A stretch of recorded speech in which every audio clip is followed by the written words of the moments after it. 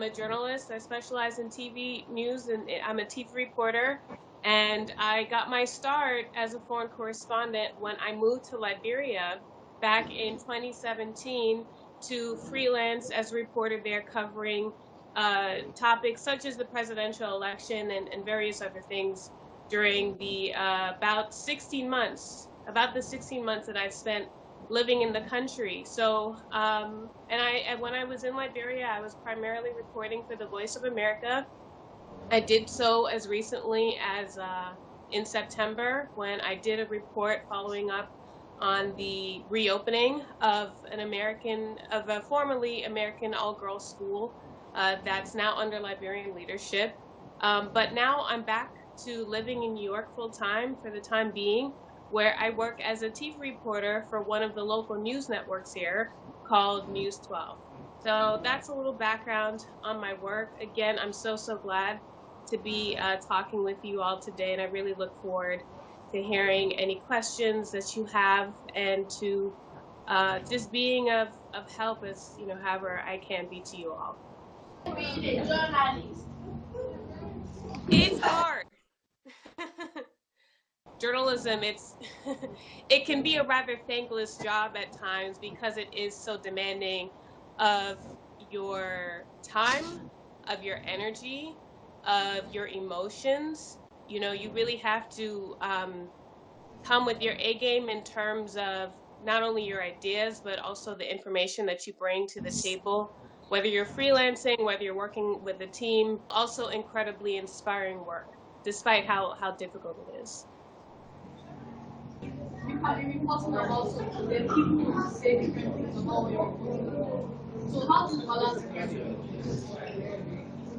Yeah, Olusegun, I'm gonna have to ask you to repeat what the student is saying, because I can't make out what they're saying.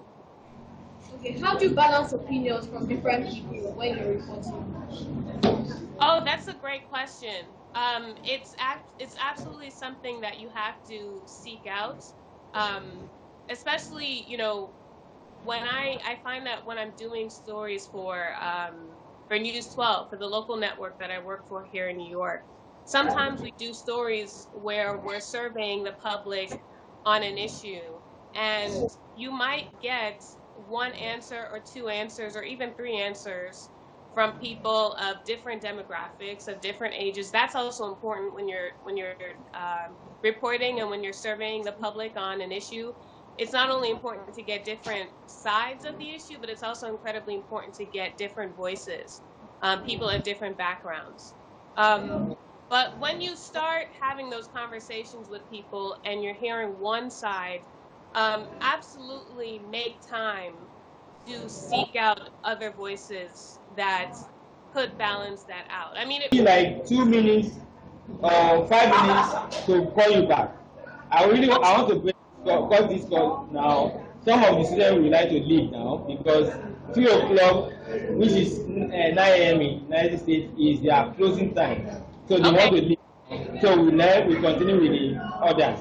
So we'll call you back in the next 5 minutes, please. That's Thank fine. you.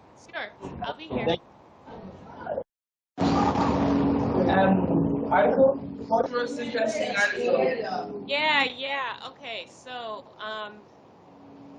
I really have to think, because my body of work spans original reporting, original stories, as well as cultural criticism, like posts that I've written about commenting on culture. I mean, I guess I would have to say my most interesting, my most original, and my most demanding, strongest piece of reporting yet really was the TV report that I filed for the Voice of America, that was sponsored by the Pulitzer Center for Crisis Reporting, that I had filed in Liberia just, it would be 2 months ago now, when I traveled back to Liberia in September to do the report about this school that had been shut down as a result of its sexual abuse allegations, reopening under new African leadership. When I was doing this feature about this school, it was really exciting for me, and it was a proud and interesting piece of work for me because it's very rare, in my opinion, to see stories like that in which African people are able to take agency. My report for VOA on that was funded by the Pulitzer Center would definitely be my strongest and most interesting piece of work. And it was something that I was incredibly invested in because I had been developing my relationships with the people who were restarting the school on their own terms, the Liberian people, for almost a year. I've been working on it from New York. I had started it while I was living in the country, and was originally engaging with the parents who were upset about the fact that the school was closing because they were fearful of their children not being able to garner quality, education elsewhere in the country. So I started my relationship with them, but even after I eventually left Liberia last December, I continue to stay in touch with them. I continue to do research on the school, and slowly piece together this story that I was ultimately able to get funding for to travel back to my second home to facilitate. Very much. Thank you so much for that. So who asked question again? Okay.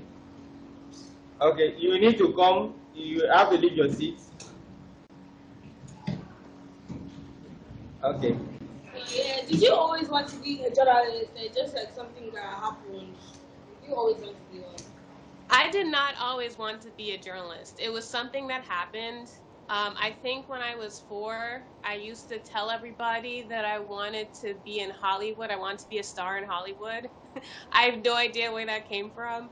Um, but my biggest childhood dream was actually to be a principal ballerina. I was a very, very passionate ballet student growing up, um, to the point where, it's something I haven't practiced it regularly as an adult, but I actually really wish that I had kept dancing as regularly. And it still is something that I try to incorporate into my own like personal health and fitness, because it's an art form that I really, really enjoy and am passionate about, and has done a great deal of good for my physical and mental health. In fact, I would sometimes in my apartment in Liberia do ballet exercises. Like I would use a chair as a ballet bar, and I would exercise in my living room in Liberia, as a way to ground me and to remind me of my home of New York, because I've lived in New York all my life, outside of the time that I spent in Liberia. And when I was a child, I studied at a very famous Black ballet company called the Dance Theater of Harlem. I don't know if any of you have heard of it, but they've traveled all around the world. I'm sure they've done many performances in Nigeria, actually. And so whenever I was homesick, whenever I wanted to have a nice workout, I would do ballet in my living room in Liberia. So no, I did not always want to be a journalist, but I eventually came to journalism because when I was graduating from high school, I just accepted the fact that as much as I loved ballet, I wasn't equipped. I wasn't good enough to be a professional ballet dancer. I wasn't flexible enough. I wasn't strong enough. It just wasn't in the cards for me. And I had just matured enough to that point to accept that. But I was coming, because of my experience of being a student at the Dance Theater of Harlem, this very historical Black institution. I started getting really passionate also about Black literature, because there's something about being at this ballet school that made me feel as though I had a responsibility to be educated about Black culture. And I found that reading was the most accessible way to do that. And through reading, I started becoming more passionate as a writer. And essentially, by the time I got to college, I started using writing, especially writing about Black life, as a way for me to kind of bridge my past passion for the arts and dance into what I was a little more equipped to do, what was better at.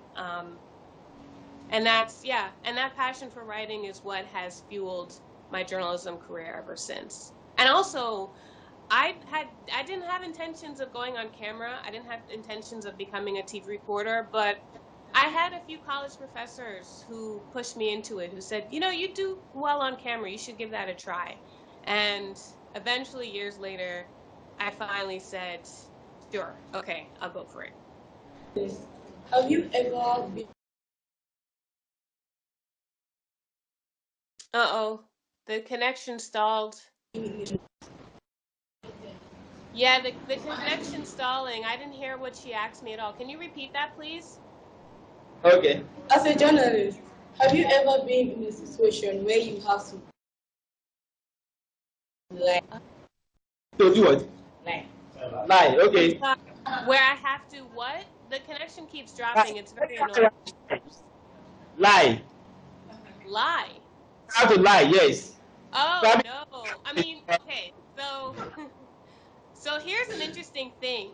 I've never lied, but there have been situations in which I've posed as like, you know, someone to kind of get access to a place. So for example, when I went back to Liberia this time around for my trip that was sponsored by the Pulitzer Center, I posed as a churchgoer to go inside of a church that is led by a man who is accused of raping one of my story subjects. So in order to confront this alleged rapist, I kind of dressed up as someone who wanted to go and speak to him for like a religious consultation at the church, when I actually was trying to track this guy down, track this alleged rapist down, and get an interview with him and get his response to this rape allegation. So, so I guess like if you want to call that lying, maybe that's what you mean. But largely, you know, I think it's incredibly, unless it's a situation where you know you have to go undercover to get some kind of information or access. I'm generally very, very transparent and upfront about who I am and what my intentions are. Because at the end of the day, being a journalist is largely about gaining people's trust. You have to do that through various ways, but the easiest and I think most important way to do that is to tell people who you are and what it is that you want. You know, where it is that you're coming from, what the terms are of the story that you're putting together. Not to the point where you're, you know, volunteering information about your work that shouldn't necessarily be privy to the subject, but I generally don't lie. I've actually typically, like, especially if I'm on the street doing a story for News 12, the very first thing I say is, "Hi," I put up my hand for a handshake. "My name is Monique John. I'm a reporter for News 12. I'm out here today because of XYZ story. Are you willing to talk to me about it?" So that's typically how I operate. But in a very special situation like me confronting an alleged rapist, I'm willing to take a few liberties in order to gain, you know, a certain level of access. So it's a slippery slope, but you should not be like outwardly, like directly, you know, saying any bold-faced lies about who you are. In fact, I think a good example, if you want to watch, of a journalist going undercover in a similar way that I did, was a recent BBC Africa documentary that I was watching just the other day that was all about sex for grades in school, because one of the journalists who was trying to get in touch with one of the professors, with a professor who was being charged with making unwanted sexual advances on students, she posed as a student who wanted like his guidance, his mentorship. So I thought that the way that they did it in that documentary was very ethical. You can find it on YouTube. So yeah, maybe your teacher, I can send it to your teacher so that you can perhaps look at it together. Like 24 hours a day, 12 hours a day. Just how long do you work? Oh, that's a good question. That really varies. Yeah, sure. when I'm at News 12, I often, like my last shift on Sunday, I was there for 12 hours. It was exhausting. Because I was working on a breaking news story about a fatal shooting at a bar here in New York. I've had a lot of long 12-hour days going from one story to the next, or following one story and trying to unveil certain information, or even just trying to get all the shots that I need, getting the tracking right, getting the script right, collaborating with all of my colleagues, whether it's working with my top boss, my news director, or the other producers or photographer that I'm working with. So there's that. But it kind of, but on other occasions when, like I'm in Liberia and I'm just kind of working over a stretch of a week on a feature or different features, it's pretty much up to me, which is like, that's one of the challenging parts about being a journalist, especially in today's world where the business models are increasingly going towards freelance reporters, freelance workers, where you really have to manage your schedule. Honestly, my productivity is something that I struggle with and that I work a lot on in terms of getting up at a certain hour, being really disciplined about not only maintaining my health, but making sure that I get certain things accomplished for my day so that I can move on to other tasks. So it really depends on what's happening, but typically, especially if you're working for a network, if you have some kind of role where even if you're not a staff, but you're like a freelance reporter where you have to report to a station, you can expect to be working at least 8 or 9 hours that day. Like at News 12, I'm generally at the station, or am working for the station. So I report at, say, I think 9 o'clock in the morning, and technically my shift doesn't get off until 6 o'clock. But depending on what's going on, I might not be leaving until 8 o'clock, So it all depends. But if you're going to be a journalist, expect long hours. Just be ready for that. Okay. And also, the last thing I want to add too is, because of the world that we live in, where we're living in this 24-hour news cycle, when you're not off, when you're not at the station, you're also very likely to just be following the news. Like I have a ritual of watching Lester Holt, from NBC. And I listen to NPR, I like to listen to the New York Times's daily podcast, and also a bunch of culture shows. So even when you're not really working, you're kind of still working, It's something you have to manage for yourself. But again, you got to expect those long hours. It's one of the certificates we printed out for the students. Thank you so much. So tomorrow on the assembly, each child is going to be presented this certificate. So tomorrow morning at the assembly, we will have a presentation because we can't do that now. For some of them, we just come and take a shot. Then you can take a screenshot with them with this certificate. So it's just to appreciate just that they attended a session with you. That is what the certificate is all about. And I want to thank you all for giving me your time and being so patient and gracious with everything. It's a real honor for me to sit down and talk to you about my experiences. I really appreciate the platform that you've given me. And I really enjoy connecting with you, and your students had great questions. You all had great questions. Hello, move this way a little bit. Okay. So I can see this idea. Okay.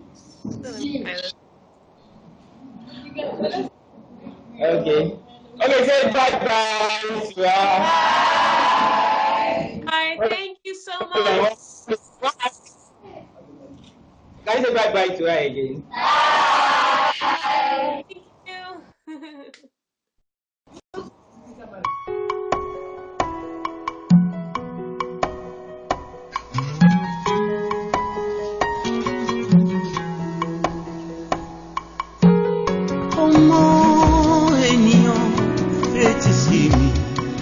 Ọ̀rọ̀ àgbà bí ó ṣẹ lówùúrọ̀, àṣẹ lọ́jọ́ alẹ́. Òwú kó pẹ́ títí ìyà ayé wa ó ń bọ̀ wá dópin. Àìmọ̀lá ẹ̀dá ló mú ẹ̀dá ṣàníyàn ọ̀la. Ọlọ́run ti ṣèlérí ọ̀rọ̀ bàbá kò ní yẹ. Àìnígbàgbọ́ ló mú ẹ̀dá ara ròpin. Bí òkun fò tí ọ̀sàásá kò ti tán wá láàyè. Ìgbàgbọ́ ni orísun ohun gbogbo. Olúwa ayé yìí kò mà lè. Ayé ò lè fẹ́ni tó nígbàgbọ́ pa ayé ò lè.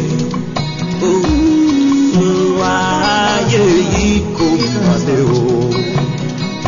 Ayé ò lè fẹ́ni tó nígbàgbọ́ pa ayé ò lè. Olúwa ayé yìí kò mà lè. Ayé ò lè fẹ́ni tó nígbàgbọ́ pa ayé ò lè. Olúwa.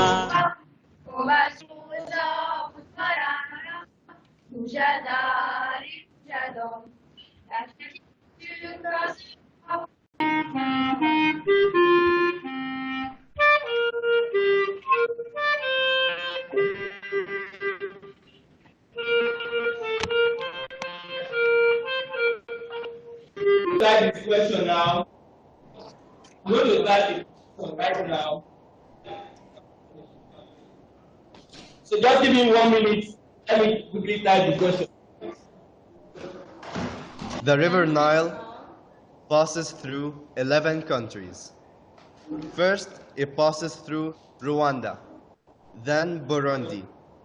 After that, Congo, then Tanzania, then Kenya, Uganda, Eritrea, Ethiopia, Northern Sudan, Southern Sudan, then finally Egypt. Then it goes into the Mediterranean Sea. So much for the presentation. It was nice talking to you, but now I have to go.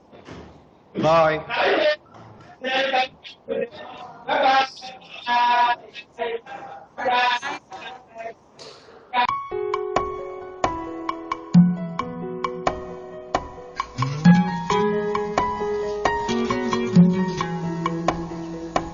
Great. Adeniyi is my name, and I'm an artist, also an art educator. I'm so passionate about art. So when I'm given this opportunity to speak with the young one about art, I'm always so delighted to do that. So this is it morning, afternoon here. This afternoon, I'll be sharing something we call wearable art. Wearable art is a fusion of art and fashion. So I'm going to be sharing my screen with you. Can you see what is displayed on my screen? Can you see that? Okay. So what you have on that screen is what we call wearable art. Wearable art is a fusion of art and fashion. What I mean by that is that it's a combination of art and fashion. I started making this kind of art about 2 decades ago, and I'm so passionate about doing this. The idea behind this is like putting my art on clothing, something people can wear. That is why it is called wearable art. So this slide, I used this slide the last time in Angola. So sorry, it's a bit of English and Portuguese language. So I'm going to say, okay, look at this very well. Have you seen tie and dye before? Can you see from there? Yes, have you seen tie and dye before? Yes. Yes, sir. Yes, sir. Picture. What you see there, I use the background is usually tie and dye. Tie and dye. What we call tie and dye is have you done tie and dye before? Tie and dye. That is, you tie the cloth, then you dip it inside dye solution, then they give you colorful background like that. And what you have there on it is my artwork, and those artwork is a way of exchanging my cultural background with people out there. And you can see, and also have it on the plain background too. Okay, look at those artwork. Those are some of my artworks. Few artworks I designed basically for wearable art like this. Wearable art means that art that somebody can wear. So you see those designs. You see those designs. I use lines. We call it linear art. I hope you are taking notes. You call it linear art. Linear art from the word line. It's from the word line, means combination of different lines to create a visual expression. So those are my artworks, and I have 4 of them here. And each of these artworks tells their own story. Each of those artworks tells their own story. You can see. So these are some of them. And when you come over here, yes, you can see, when you look up, that is what is printed on that fabric. So the design is done on paper first before it is transferred into mesh.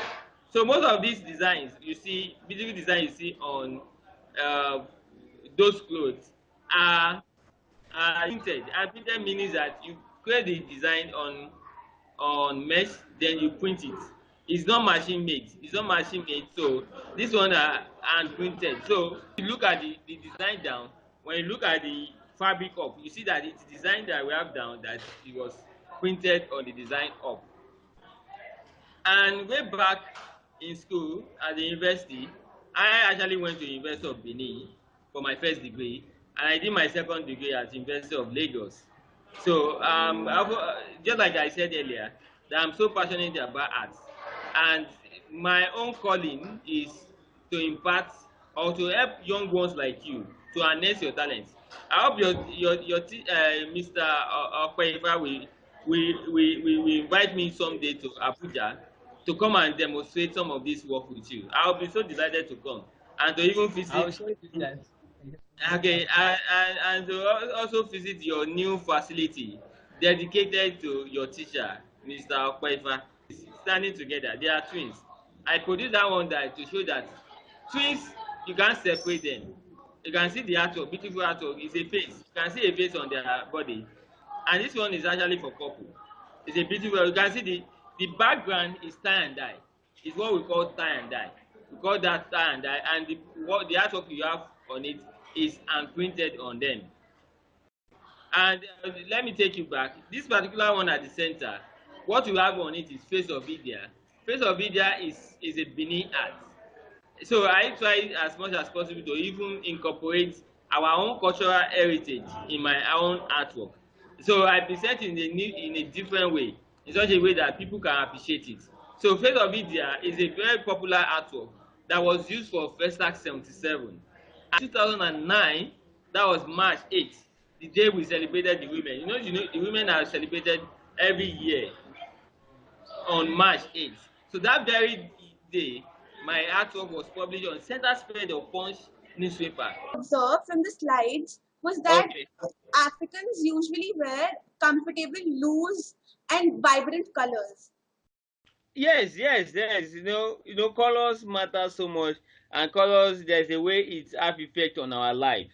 So vibrant colors are also good. You understand that? Sometimes, you know, it depends on the mood. It depends on the atmosphere. Sometimes, you know, the only time when you see people wearing dark colors, like, is when they are having funeral or something bad. But meanwhile, people want to be happy. When you wear vibrant colors, you keep you happy. Hello, how are you doing? I'm fine. So my question is, do you see a demand for these type of products, more specifically these loose-fitting African, these vibrant clothes with vibrant African styles, in the international market, like in European, American, or these type of markets? Do you see the rise of these kind of products there? So that is a very good question. Do you know one thing? The world is a global village now, right? That is why myself and you can communicate now. So the thing is just like people want to see something new. You understand? Something that is outside their own culture. You understand that? So because it is something new, people buy into it. You understand that? People buy into it. It's a very good thing. It's a very good, like when we have tourists in Nigeria, these are the things they would like to take. You understand that? Like if I visit your country now, I want to take or buy things that are from your country, not something that I'm used to. You understand that? So because it is something new, people want to buy it, and we have them in international market. I have some people now. I think our government in Nigeria, they need to do more by investing into that industry, and that is what I'm advocating now in most of the conferences I've attended. I've advocated for the fact that the government needs to invest into that industry too. Just like the Indian movie is one of the best movie in the world, most popular movie in the world after Nollywood. You understand that? It's the second best. So it has traveled far. When I was growing up, I watched a lot of Indian movie. You understand that? Like the Bonny Train. I don't know, maybe you have seen the Bonny Train. And we have the likes of Antab and all that. It was so popular. We watch it a lot. Even today, I like the Three Idiots. Have you seen that movie? The Three Idiots. Yes. Have you seen the one like Stars on Earth? Have you seen that movie? Like Stars on Earth. Have you seen it before? Have you seen that movie? That is one of the great movies that comes. There's another one, Slumdog Millionaire. Slumdog Millionaire. That is another powerful movie from India. You know that what you don't know is that people buy your stuff outside there. You understand that? Because same thing goes to the fabric too. The same thing goes to the clothing materials too, because it is something unique. So why it is unique, and people would like to buy into it. The way the fabric is made and everything, the way it's sewn, is it unique to Africa as well? More specifically, African culture and everything. Most basically African culture, but people can wear it too. Anybody can wear it. Anybody can wear gown, and there are some other what's it called, top, simple dresses. People can wear it. Anybody can wear it. You can wear it. Anybody out there can wear it. So it's unique for everybody. But what I'm trying to say there is that it has a lot of elements of African culture, motifs. We have a lot of motifs that are embedded into it. African cultural motifs. Hello, sir. Hi. Sir, I wanted to ask the kind of designs you make. What do you prefer? Do you prefer making traditional designs or the modern designs? I do the blend of the two. The blend of the modern and the traditional design. I have elements of the what people have been used to, but sometimes I do something different from what people have been used to. And it's very important. That is what is called creativity, thinking out of box and all that. It was a really interesting session. Thank you. Okay, bye-bye. Bye. Thanks for attending my session. Thanks. Bye.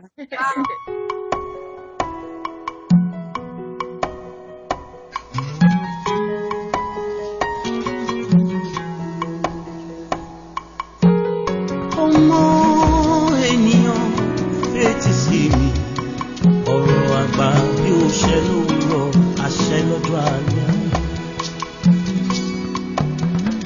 Ó wù kó pẹ́ títí ìyà ayé wa ó ń bọ̀ wá dópin. Àìmọ̀lá ẹ̀dá ló mú ẹ̀dá ṣàníyàn ọ̀la.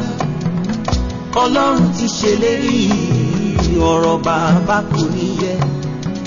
Àìnígbàgbọ́ ló mú ẹ̀dá ara ròpin. Bí òkun fò tí ọ̀sàásá kò ti tọ́ wa láàyè. Ìgbàgbọ́ ni orísun ohun gbogbo. Olúwa.